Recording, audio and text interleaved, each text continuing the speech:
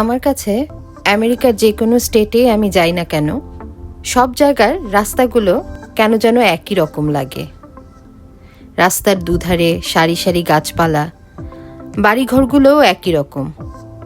তবে আমি যেটা সবচাইতে এনজয় করি সেটা হলো গাড়ি করে ঘুরে বেড়ানো। গাড়িতে যেতে যেতে আমি যেমন সবুজ প্রকৃতির মাঝে হারিয়ে যাই, তেমনি খোলা নীল আকাশ আমাকে মুগ্ধ করে রাখে তার অপরূপ রূপে। নীল আকাশে সাদা মেঘের ভেলা যেন আমাদের সাথেই ছুটে চলে অজানা গন্তব্যে। যাক, এবার রাস্তার কথায় আসি।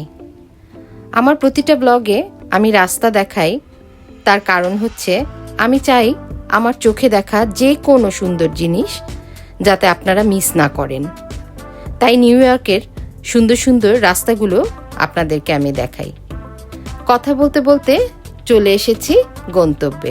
আসসালামু আলাইকুম, আমি ইয়াসমিন রিতা, নিউ ইয়র্ক থেকে। আজকে প্রচণ্ড বাতাস, কিন্তু ওয়েদার খুবই সুন্দর। আমরা একটু বের হয়েছি, যাব একটা পাকিস্তানি স্ট্রিট ফুডের দোকানে, সেখানে নাকি খুব মজার মজার খাবার পাওয়া যায়। তার আগে একটু কস্টকো থেকে কিছু শপিং করব, তারপর যাব সেখানে। তো চলুন ঘুরে আসি। কস্টকো এর আগেও আপনাদেরকে আমি দেখিয়েছি। এটা একটা হোলসেল মার্কেট। তো আমার কিছু কেনাকাটা আছে, সেগুলো শেষ করে তারপর যাব সেই পাকিস্তানি স্ট্রিট ফুডের দোকানে। যতবারই আমি কস্টকোতে আসি, হয়তোবা লিস্ট করে নিয়ে আসি যে আমার কি কি লাগবে না লাগবে, কিন্তু আসার পরে দেখা যায় যে সবসময় লিস্টের বাইরে অনেক কিছু কেনাকাটা হয়ে গেছে।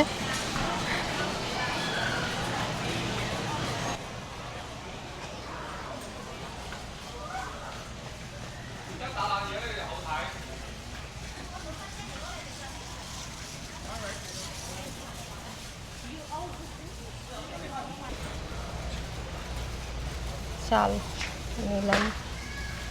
আমাদের এখানে আসলে বাসমতি রাইস ছাড়া আমরা অন্য কোনো রাইস পাই না। আমাদেরকে এখানে বাসমতি রাইসের উপরেই থাকতে হয়।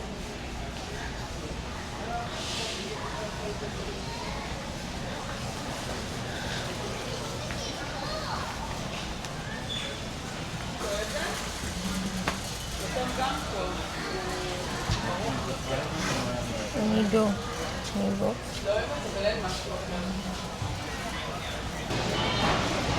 কি পরিমাণ ভিড় হয় প্রত্যেক দিন এখানে।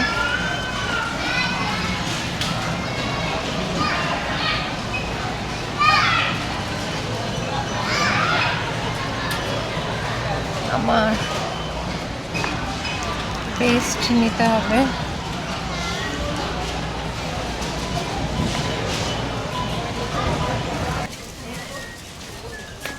ওটস নিতে হবে,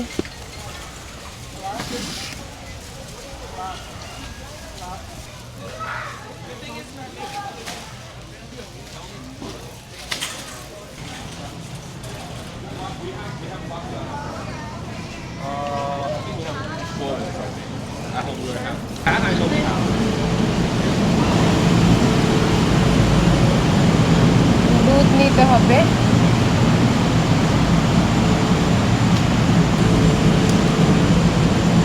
পরিমাণ ডিম,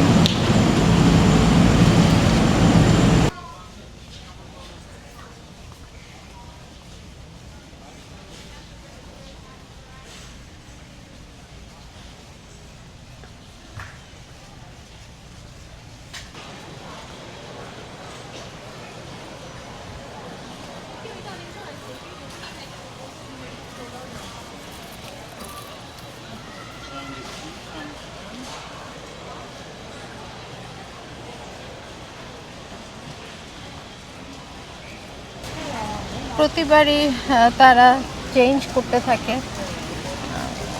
একটা জিনিস যেখানে গতবার দেখে গিয়েছি সেটা এইবার আর খুঁজে পাচ্ছি না।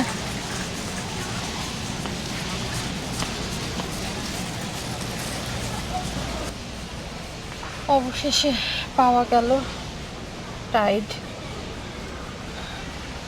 লিকুইড সোপ ওয়াশিং মেশিনে।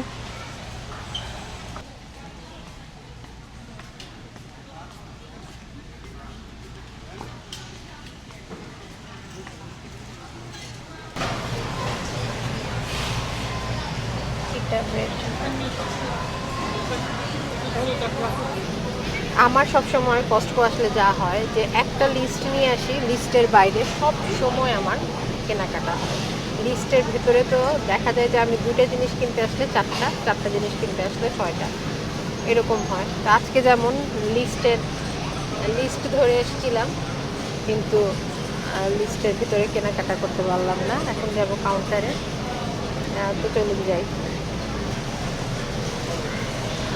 ছেলেকে কোথাও খুঁজে পাচ্ছি না। আমি বাবা একদিকে, ছেলে একদিকে, আমি একদিকে।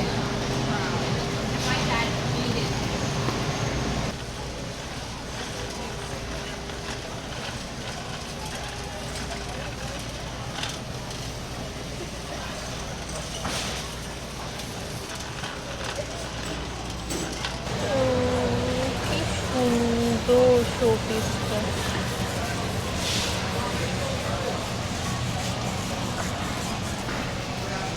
কেনাকাটা তো শেষ, কিন্তু এখন যে বিশাল লাইনে দাঁড়াতে হবে।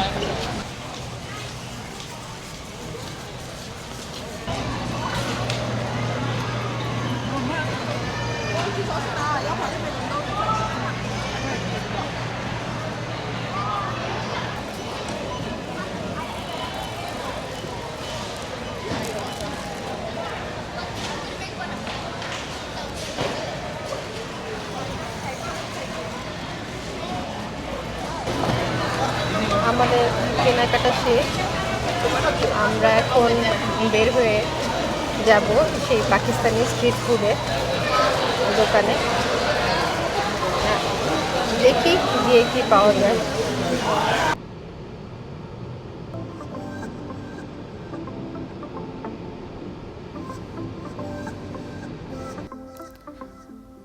বেরিয়ে পড়লাম, যাচ্ছি লং আইল্যান্ডের হিক্সভিলে।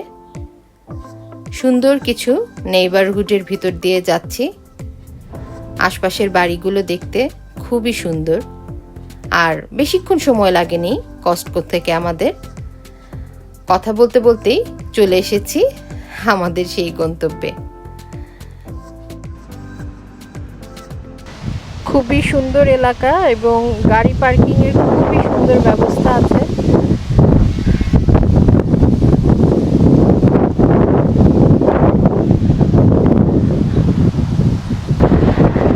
আমরা চলে এসেছি লং আইল্যান্ডের হিক্সভিলে। এখানে অনেক দোকান একসাথে, আর এলাকাটাও খুবই সুন্দর, চমৎকার। আপনারা দেখতে পাচ্ছেন যে খাবার অনেক দোকান একই জায়গার ভিতরে।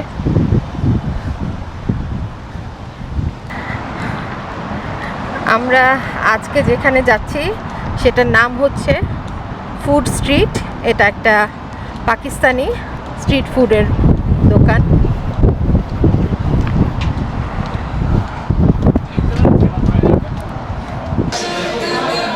আমরা চলে এসেছি। আপনারা যারা এখানে আসতে চান হিক্সভিলে, আমি আপনাদেরকে এটার ঠিকানাটা দিয়ে দেব। আমি আজকে প্রচুর ভিড় দেখতে পাচ্ছি এখানে।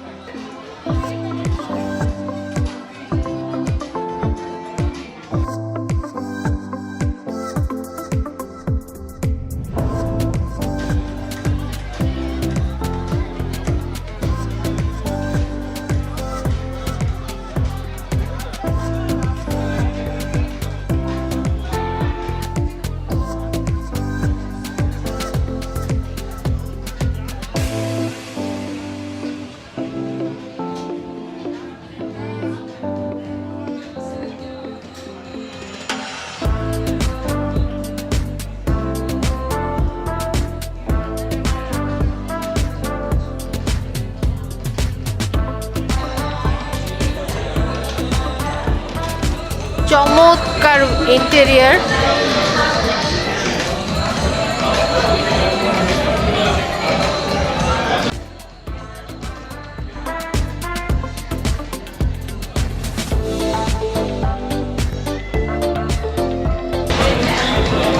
আমি আপনাদেরকে পুরো রেস্টুরেন্টটা ঘুরে দেখালাম। আমি আসলে ভেবেছিলাম যে এটা একটা স্ট্রিট ফুডের ছোট দোকান হবে, কিন্তু না, এটা পুরোপুরি একটা রেস্টুরেন্ট। আমি বারবারই আপনাদেরকে বলছিলাম যে আমি একটা স্ট্রিট ফুডের দোকানে যাব, কিন্তু আসলে পরবর্তীতে দেখা গেল আমি যখন এখানে আসলাম তখন দেখলাম যে এটা একটা পুরোপুরি রেস্টুরেন্ট।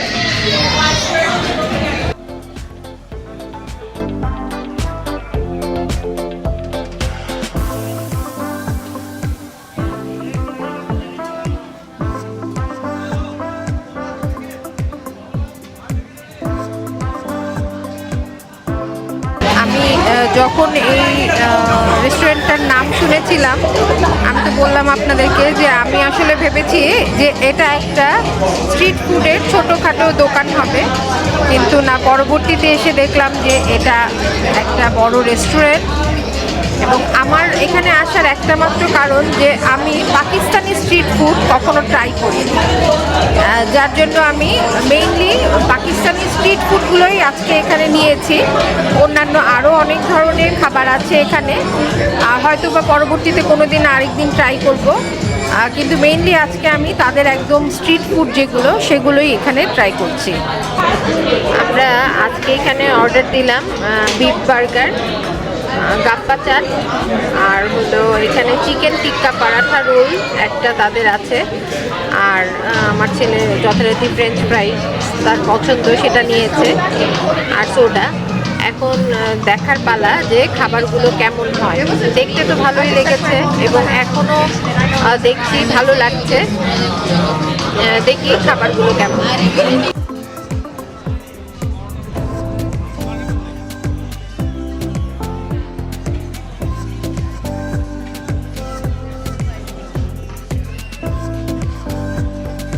এটা হচ্ছে তাদের স্ট্রিট ফুড গাপ্পা চাট।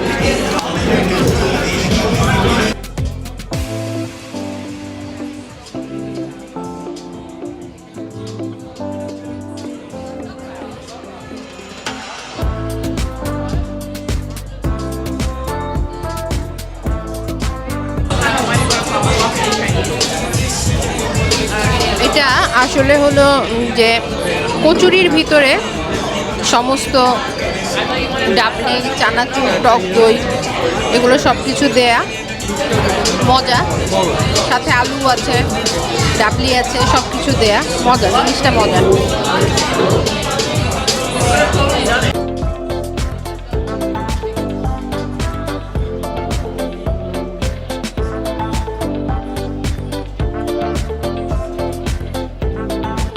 আসলে এত ক্রাউড আর গানের আওয়াজে কথা ঠিক মতো বলা যাচ্ছে না, শুনতে পাবেন কিনা তাও আমি বুঝতে পারছি না, তবুও আমি বলছি।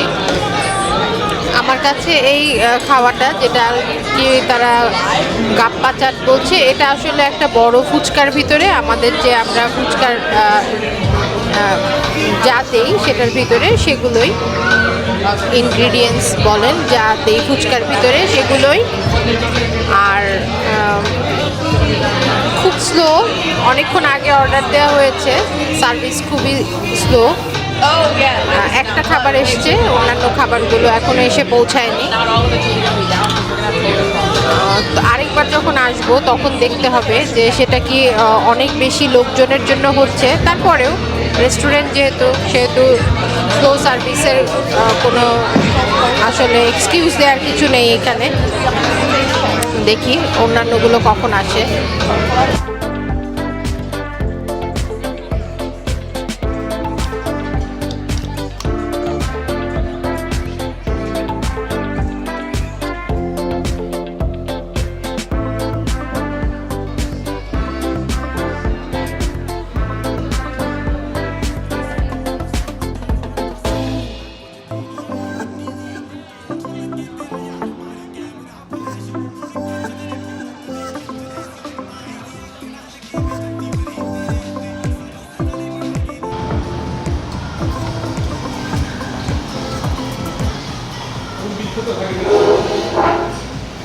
আইসক্রিম নিব।